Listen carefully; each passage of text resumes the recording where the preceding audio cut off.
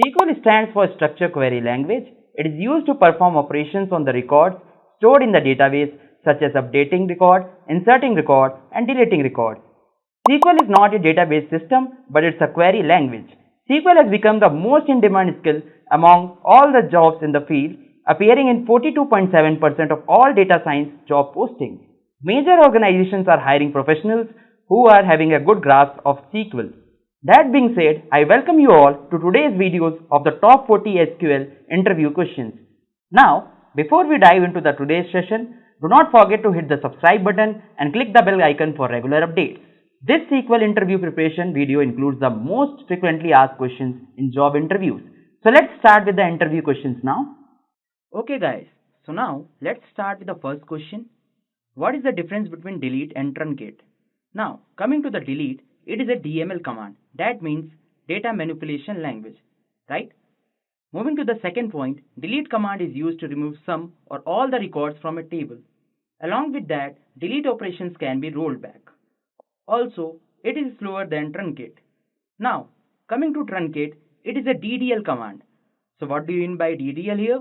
DDL stands for data definition language. Moving to the second point, truncate is used to remove all the records from a table. So let's suppose if you are having a table and if you want to remove all the records from a table, then you will use truncate. Whereas if you want to delete any specific record, then you will go for the delete command. Also, you cannot roll back a truncate table statement and it is faster than delete command. So now, coming to the second question, what are joins in SQL? So a join clause is used to combine rows from two or more tables based on a matching column between them. So let's see, we are having different types of joins. We are having inner join. So what is inner join? Inner join returns records that have matching values in both tables. It is also known as simple join. So here you can see that this is the table A and this is the table B, and here it will return the records that have matching values. Moving next, we are having the full join. So what is full join? It returns all the rows from both join tables whether they have a matching row or not. So this is a full join which will return all the rows from both join tables irrespective of a matching row or not. Next, we are having left join. So now let's see what is left join. So left join returns all the records from the left table and the match records from the right table. So this is a table A which is on the left side, right? So it will return all the records from the left table and the match records from the right table. Cool. So moving ahead, we are having the right join. So talking about right join, it returns all the records from the right table and the match records from the left table. So here you can see that it will return all the records from the right table and the match records from the left table. So this is the basic idea about joins. Moving next, what is a primary key? So let me give you idea about the primary key. The primary key constant uniquely identifies each record in a table. Primary key contains unique values and cannot have null values. So there is only one primary key in a table. Now, here you can see that this is a store details table in which first column we are having a store number and the second column we are having a store name. You can clearly see that each store name has having a unique primary key. For example, Walmart is having a store number as 1, whereas the Home Depot is having a store number 4. So each store name is having a unique primary key in the form of a store number. Moving ahead, next question is, what are constants? SQL constants are used to specify rules for the data in a table. Constants are used to limit the type of data that can go into a table. This ensures the accuracy and reliability of the data in the table. If there is any violation between the constant and the data action, the action is aborted. Constants can be column level or table level. Column level constraints apply to a column and table level constants apply to the whole table. So now let's see different types of constants used in SQL. So the first one is not null. So what is the use of not null constant? It ensures that a column cannot have null value. Next, we are having unique. It ensures that all values in a column are different. Next, we are having primary key.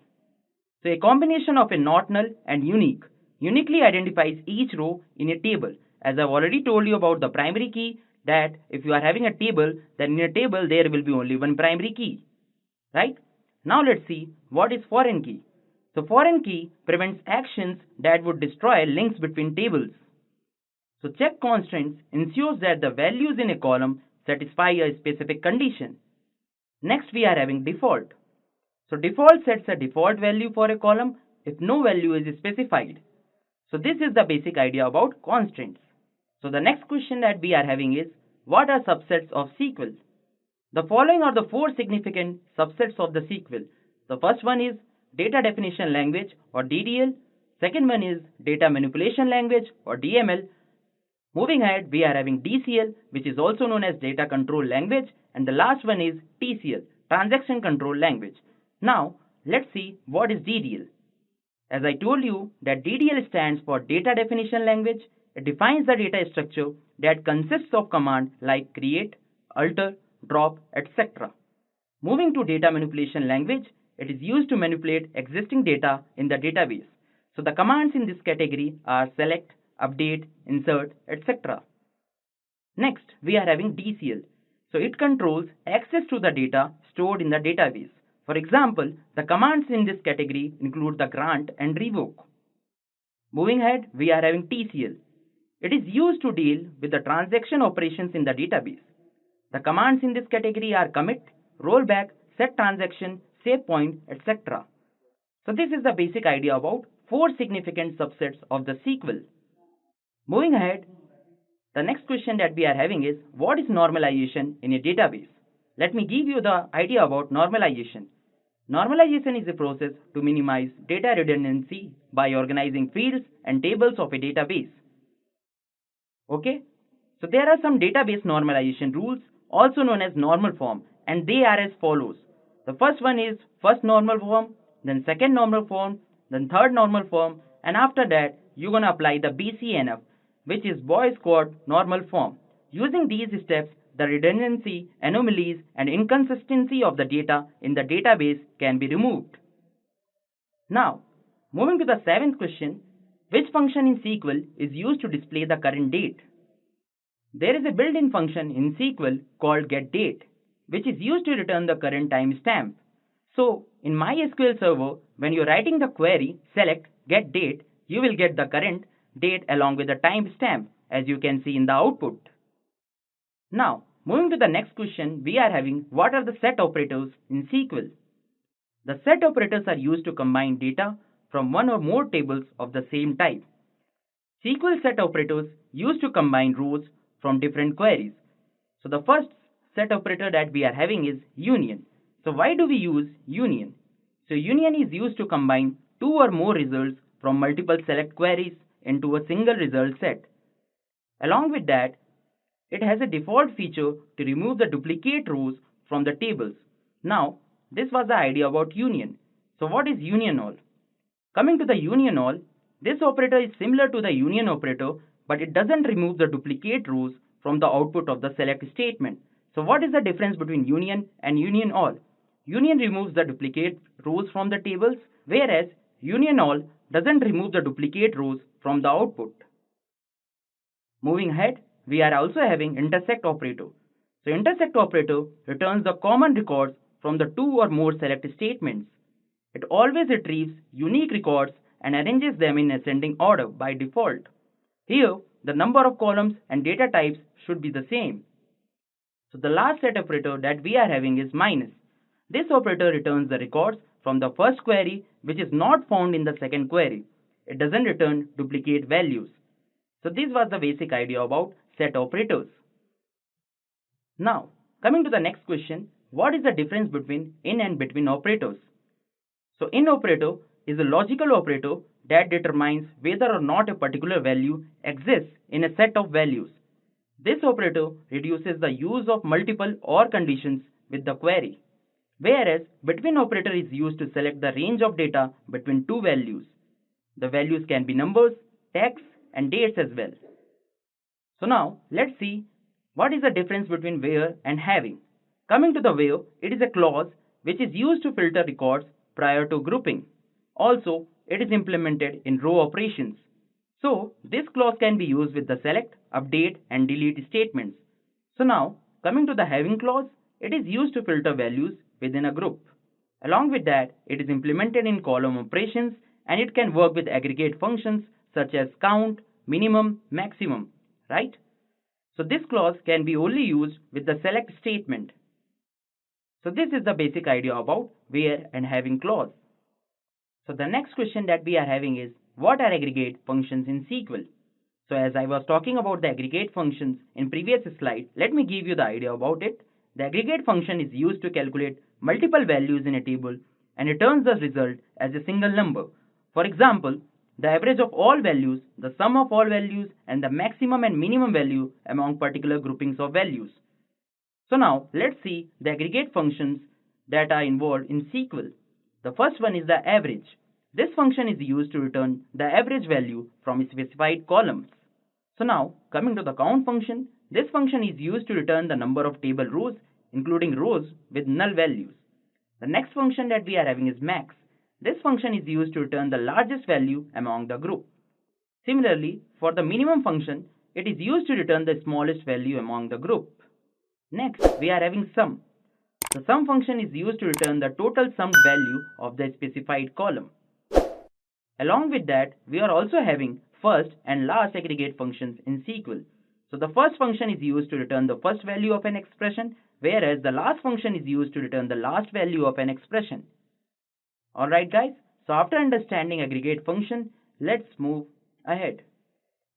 So the next question that we are having is, what is the difference between rank and dense rank function?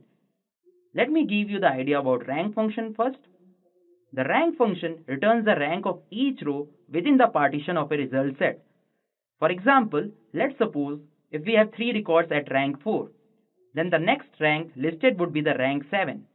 Now, coming to the dense rank function assigns a unique rank to each row within a partition based on the specified column value with no gaps. For example, if we have 3 records at rank 4, then the next rank listed would be rank 5. Alright, let's go ahead.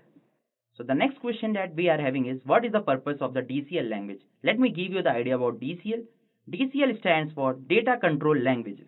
It enables users to manage access and permissions of a database. It is a subset of a database that determines which parts of the database should be accessed by which user at what time.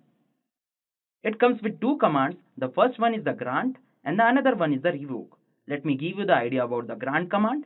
Grant is used to enable the system administrators to assign privileges and roles to the specific user accounts to perform a specific task on the database, whereas revoke enables system administrators to revoke privileges and roles from the user accounts so that they cannot use the previously assigned permission on the database. So now, coming to the question number 14, explain different types of TCL commands. TCL stands for Transaction Control Language. These commands are used to ensure database consistency and to manage transactions generated by DML commands. A transaction is a set of SQL statements that are executed on the data stored in DBMS. Whenever any transaction is made, these transactions are temporarily happening in the database.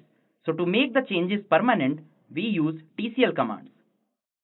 So there are different types of TCL commands. Let's understand one by one. The first one is commit. So in a simple way, I will explain you that commit is used to save the data permanently. For example, whenever we are performing any of the DML command like insert, delete or update, this can be rolled back if the data is not stored permanently, right? So in order to be at the safer side, commit command is used. Moving to rollback, this command is used to get the data or restore the data to the last save point or last committed state. If due to some reasons the data inserted, deleted or updated is not correct, you can roll back the data to a particular save point, or if save point is not done, then to the last committed state. The last function that we are having here is save point.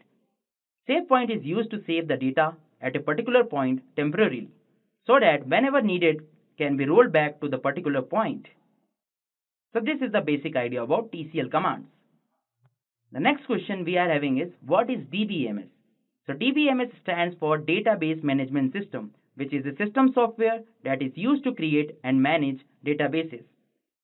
It serves as an interface between databases and end users or application programs so that data is consistently organized and remains easily accessible. It allows end users to create, read, update, and delete data in a database. So there are different types of databases. The first one is the relational database. So let's see what is relational database. Relational database, also known as RDBMS, is a system where data is organized in two-dimensional tables using rows and columns. The next database that we are having is object-oriented database. It is a system where information or data is represented in the form of objects, which is used in object-oriented programming. The next database we are having is hierarchical database. It is a system where the data elements have a one-to-many relationship. And the last database we are having is network database. A network database management system is a system where the data elements maintain one-to-one relationship or many-to-many relationship. So this is the basic idea about DBMS. Now, moving to the next question, what is the difference between SQL and MySQL? So let me give you an idea about the SQL first. Coming to the SQL, it stands for a structured query language which is used in a database, whereas MySQL is a database management system.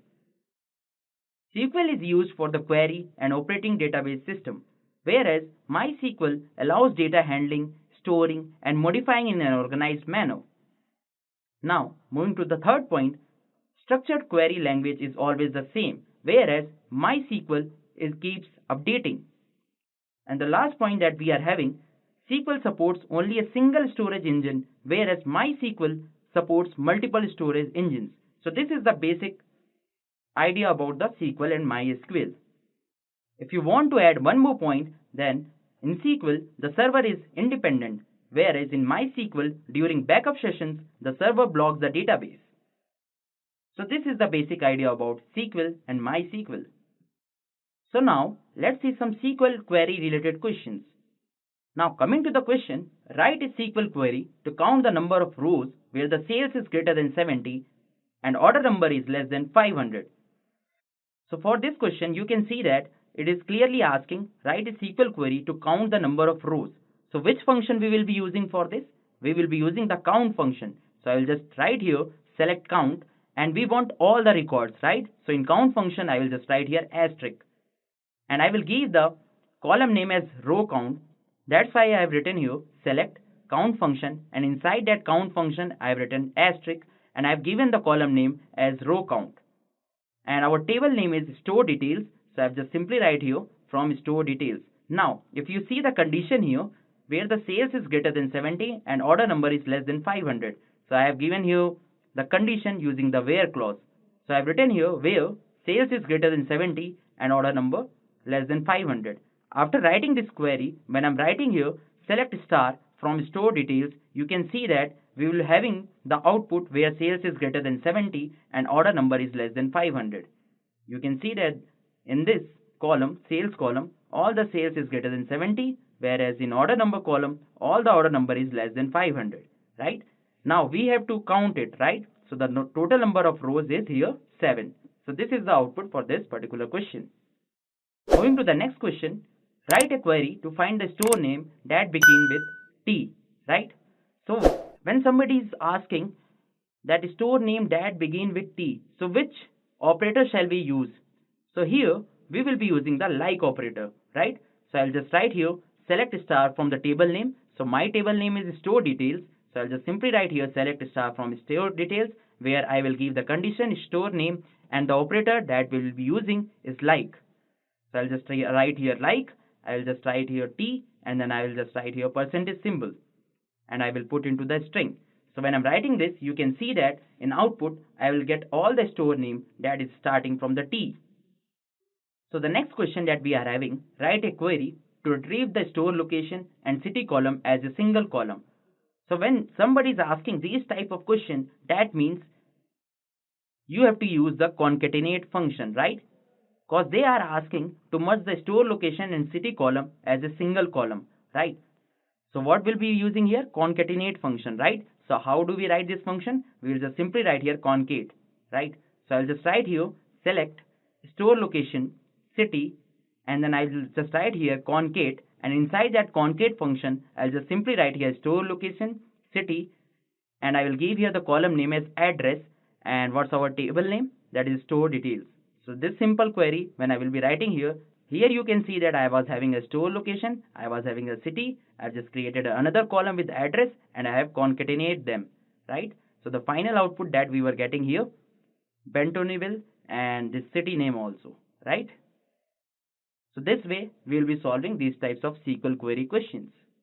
The next question, write a query to extract first 6 characters from a city column. When somebody is asking to extract the first 6 characters, so the function that we will be using is substring, right? So what I will write here, I will just simply write here select substring and I will just write here the column name, that is city, and if I want the first 6 characters, so I'll just write here the 1, and 6 characters I want, so I'll just write here 6. And I will give here the column name as extract string, so that's why I've written here as extract string and from the table name. So here you can see that these are the first 6 characters of the city. So previously, if I am going to this slide, you can see that this is a city column, and if you count the first 6 characters, it will come up to Montegio, right? So here you are getting the first 6 characters. Okay guys, so now let's move to the next question. Next question is, create a stored procedure to estimate the 10% increase in sales. Now, how to create the stored procedures? So to create a stored procedure, I will just simply write here create procedures. So this is the basic syntax to create stored procedure. So I'll just write here create procedures and I will give the name as pro sales, right? And after that, what I will do here, I have just select the store name here, and if I want to see the increment, that to 10% increment, so I'll just give here the fundamental formula, basic mathematical formula, that is sales plus 10 by 100, right? So that I can show that 10% increase here, and I've given the column as estimated increase, right? And these all things I will be taking from my tables, so I'll just write here from store details. So this is the way to create a stored procedure, right? Now you have to execute a stored procedure. So you have to write execute and the stored procedure name. So what we are having the stored procedure name here, pro sales. So when you are executing execute pro sales, then you will get the output like this. So this is the way to create a stored procedures. Now, the next question we are having is display the order number in decreasing order. So when somebody is asking about the decreasing order, that means you have to use order by, right? So I will just simply write here select store name, order number from the table name, that is store details, and I will just write here order by clause, and I want it to the decreasing order, right? So I will just write here order by order number decreasing, right? So when I'm executing this query, you can see that I am getting here the store name and the order number, which is in the decreasing order, right? So these are the store name in which we are having the order number in decreasing order. So now, coming to the question number 23, display the last record from the store details table. Now, if you want to display the last record, so what query you should write? So in store details table, we have seen the store number from 1 to 10, and I want the last record. So if I'm writing the query, select max function, and inside that max function, if I'm writing here store, which is a column from store details, then I will get the output only this 10, right? So what I will do here, I'll just simply write here select star from store details, and I will be using here where clause, and in that where clause I will just simply write store is equal to, and then I will select here select max store from store details, right? So when I am executing this query, you can see that I am getting the last record. So now before coming to the question number 24 and solving it, let me give you the idea about the data set that I am using here. So I am using here the coffee chain data set, in which we are having total 3 data sets. The first one is the fact table. So this data set is the fact table. The second one we are having the product table. So this is the product table. And the third one that we are having is the location table. So let me give you the idea about each table. The first one is the fact table, which consists of 13 columns such as profit, margin, sales, COGS, which stands for cost of goods sold, total expenses, and so on. The second table we are having is product table, which consists of 4 columns such as product type, product ID, type, and the last table that we are having the location table, in which we are having area code, state, market, and market size, right? So as you can see that we are having here multiple tables, so we can use this table to perform SQL queries. Now let's see the question. So in the question it is written that combine the table with the following attributes: date, product ID, product type, product, sales, profit, state, and area code. Now, if you see this fact table, here the product ID is matching with the product table, right? So one thing we got to know that we can apply here joins, because in the fact table the product ID and in the product table the product ID columns are matching, same columns. Similarly, if you see the location table, here the area code and the area code of the fact table are matching. So we're gonna be applying here joins. So let's see the queries. So what I will do here, I will just simply write here. The first one is the combine the table with the following attribute state, right? So I've created a table.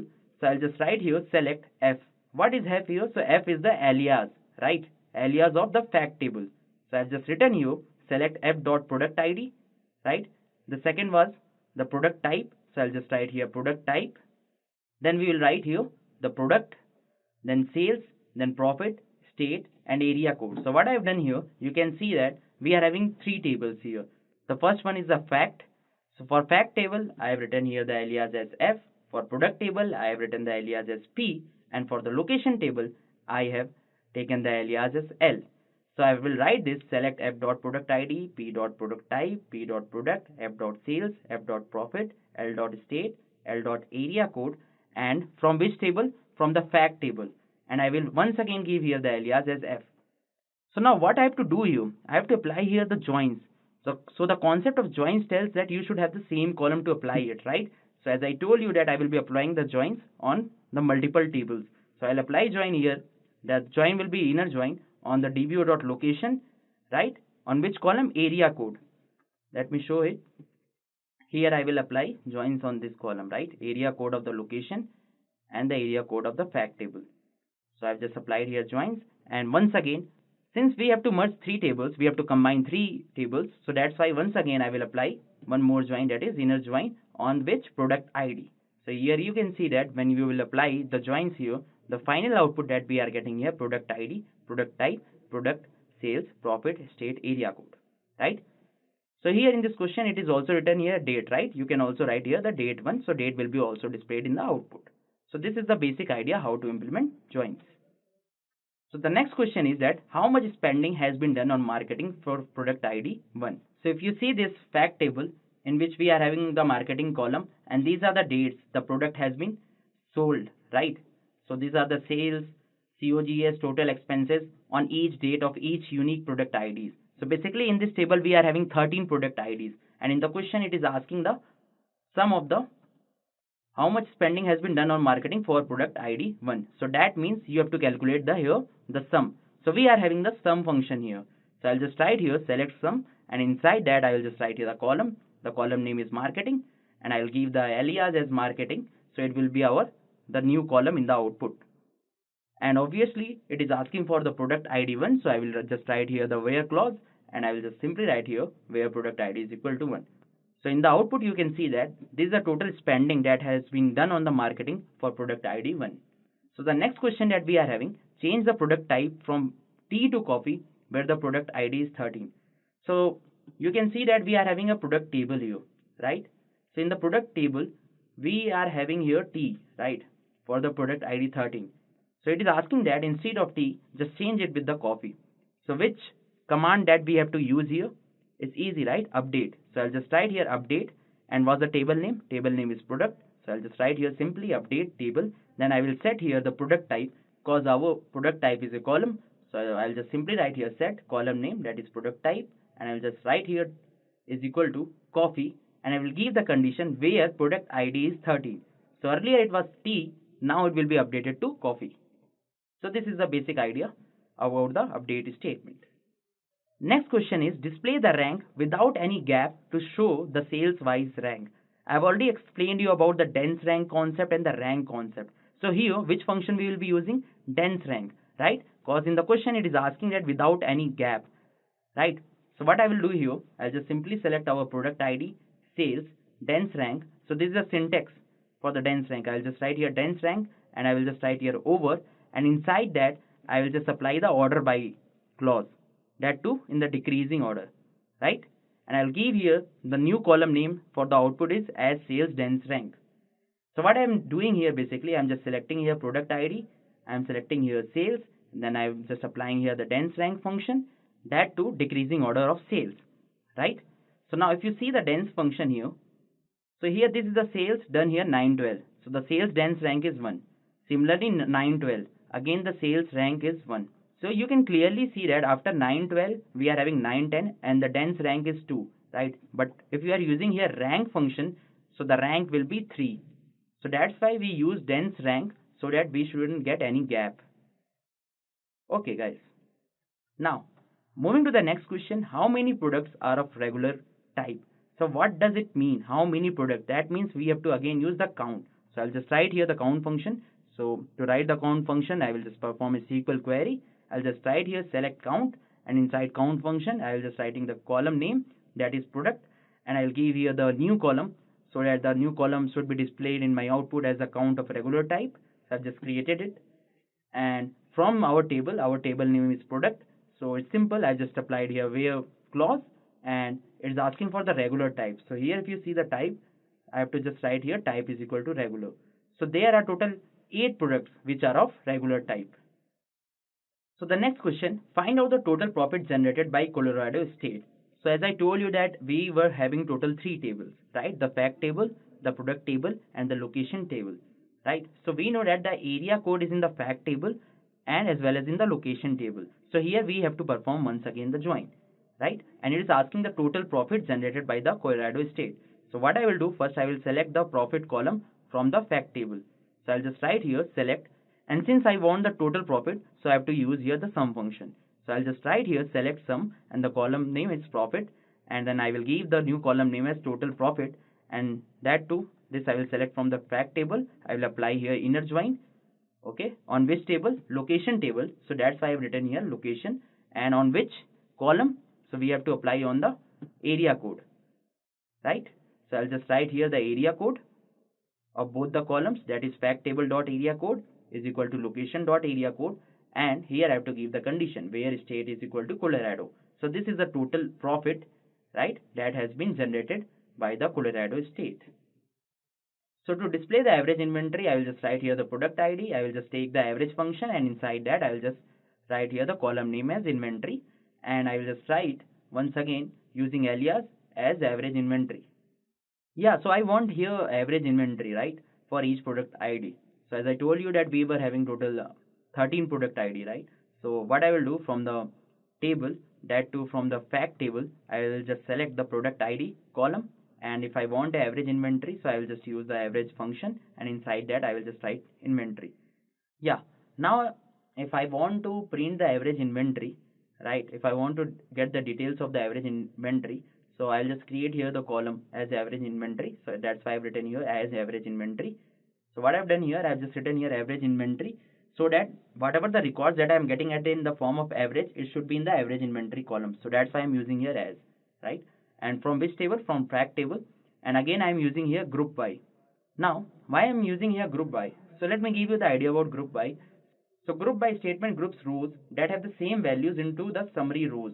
For example, here you can see the product ID. We are having the unique product IDs, and this product IDs, I mean, let's suppose the product is the T, right? So that T is having the specific product ID as 1, and it has been sold to the lot of states, right? So for that we have to use here group by as product ID, and after that what I will do here, I'll just apply here order by. So what I'm doing here, I'll just applying here order by product ID. So when I'm applying here order by product ID, that means my product ID will be displaying in the ascending order. So you can see that product ID is displaying in the ascending order. Okay. So this is the way to display the average inventory for each product ID. Next question. Write a query by creating a condition in which if the total expenses is less than 60, then it is a profit or else loss. So for this, which function shall I use? Because they are asking to create a condition in which the total expenses is less than 60, then it's a profit or else loss. So for this question, I am gonna be use the if function. What is if function? If function is IIF function. So what does IIF function returns? Well, this function returns a value if a condition is true, or another value if a condition is false, right? So what I have done here, I just select the total expenses column, and then I have applied the if function, and in if function I have given the condition. If the total expenses is less than 60, then it will be profit, right, or else it will be loss. and that too I have given the column as a status, right? So if you see here, while executing it, so if you see the output here, if the total expenses is less than 60, so what I will get here, I will get in the status column profit, right? And if it's greater than 60, then you can see that I will get here loss. So this is the way to apply IIF function. Now moving to the question number 32, what is the minimum sales of a product? So by understanding this question, we got to know that we have to apply the aggregate function. So which aggregate function will be applying here? Min, right? So I'll just select here, select min, and inside that min function, I'll just write here sales, and then I will create a new column as minimum sales, and that's it. I have to just select it from the table. So the query will be select minimum sales as minimum sales from the fact table. Now coming to the question number 33, if you want to display maximum cost of goods sold, right? So again I have to apply here aggregate function, that is max. So I'll just write here select max. Inside that max function I'll just write here COGS, and I will give you a new column name max COGS. So when I'm selecting this thing from the fact table, I'll get here the maximum COGS. So the next question that we are having here, display the average budget margin of the store, where average budget margin should be greater than 100. Now what I will do here, once again I have to use here group by, right? So why we are using here group by? As I already told you that group by statement groups rows that have the same values into the summary rows. So now what I will do here, display the average budget margin. So first I will select here the product ID. So I'll just simply write here select product ID. Then I have to calculate the average. So I'll just simply write here average function, and inside that I will write the column name as budget margin, and then I will create a new column that is average budget margin, so that whatever the average is coming, that should be fitted into the average budget margin column. So for that I have to use here group by. So what I will do here, I'll just simply write here select product ID average of budget margin, and I have assigned here the new column name from the fact table. Now I'm using here group by on the product ID. Now why I'm using here having, as I told you that you can't use group by for the aggregate function, since here the condition is given that the average budget margin should be greater than 100. So that's why having comes into the picture. I've just written here having clause, because by using having clause I can apply aggregate functions. So I've just written here having, and then once again I have used the average function, and the condition was it should be greater than 100. So it's greater than 100. So this is the way you can see that I am getting the total 4 unique product IDs in which the average budget margin is greater than 100, right? So now coming to the question number 35, display the date, product ID and sales where total expenses are between 100 to 200. Now if you see here, first what I have to do, I have to just select here date, product ID, sales and total expenses. Now I have to apply here between operator, right? Because it's asking between 100 to 200. So I have just given here the where clause, total expenses between 100 to 200. So if you see here in the output, I am getting the total expenses in between the 100 to 200. So the only thing that you have to know to apply here the between operator. Now coming to the next question, what is the difference between views and tables? So now coming to the views, a view is a virtual table that is extracted from a database. So what about the tables? A table is structured with a set number of columns and a boundless number of rows, but it's not in the case of views. Moving to the second point, a view doesn't hold data itself, whereas a table contains data and stores it in the database. Along with that, a view is utilized to query certain information contained in a few distinct tables, whereas a table holds fundamental client information and cases of a characterized object. Also, in a view, we will get frequently queried information, whereas in a table, changing the information in the database changes the information that appears in the view. So this is the difference between views and tables. So now coming to the question number 37, what do you know about the stub function? The stub function deletes a part of the string and then inserts another part into the string, starting at a specified position. Let me explain you by syntax. So the syntax will be, I will be writing here the stub function. Inside that I will be having 4 parameters. The first one is the string one, the second one will be the position, third one will be the length, and the last one will be the string 2. So here string 1 is the one that will be overwritten. Position indicates the starting location for overwriting the string, whereas the length is the length of the substitute string, and string 2 is the string that will overwrite string 1. For example, if I am performing a SQL query in the MySQL server, I will just write simply select stuff. The first string that I will be passing here is the SQL tutorial. Then I will just write here 1 comma 3, and then I will just write here Python.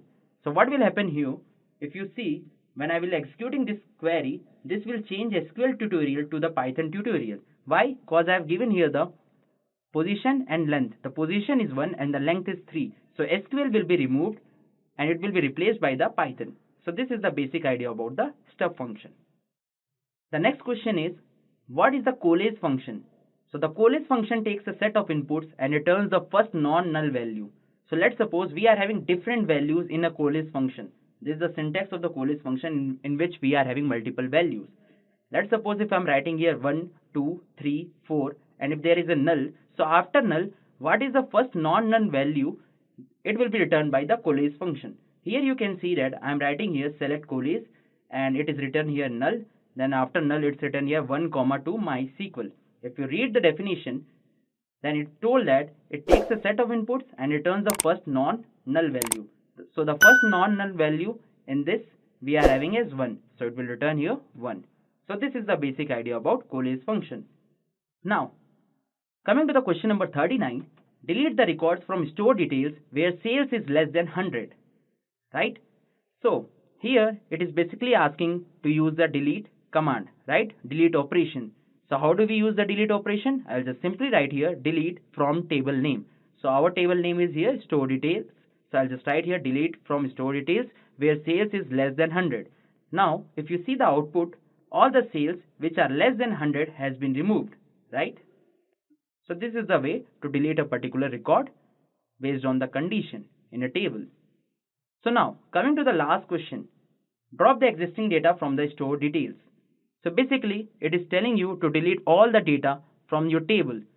So which command you should use? So the command that we will be use here, truncate. So I'll just write here truncate table and table name. So when I'm executing this query, all the records from the table will be deleted. That being said, I wish you good luck on your SQL journey. I hope these steps will help you plan on your learning schedule. That's all we have for this video. I hope this video was informative for all of you guys out here willing to take your career to new heights with SQL. Thank you for being here till the end of this video. If you have liked this video, make sure to hit that thumbs up button. Also, do not forget to enable subscribe button to never miss any updates from Intellipaat YouTube channel. Just a quick info, guys. Intellipaat provides Microsoft SQL certification training in partnership with Microsoft. The course link of which is given in the description below.